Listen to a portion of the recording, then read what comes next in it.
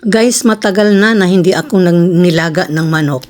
Pero ngayon gagawin ko. Pero ganito po ako magnilaga ng manok. Ginigisa ko pa rin ang bawang, luya at saka sibuyas. Kasi gusto ko mabawasan yung lansa ng manok.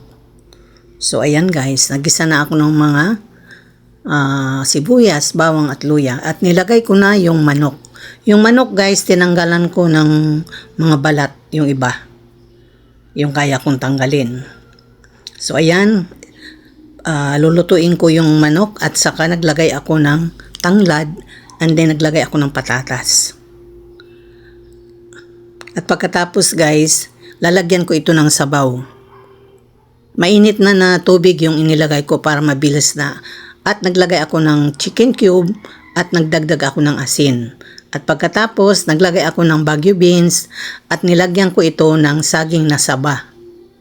Ganito ako guys maglaga at naglagay ako ng mga dahon. Ayan, tanggalin muna natin yung tanglad. Naglagay ako ng pechay at saka cabbage. So, yan lang kasi ang available ko ng mga dahon na gulay dito. Naglagay din ako ng onion leaves.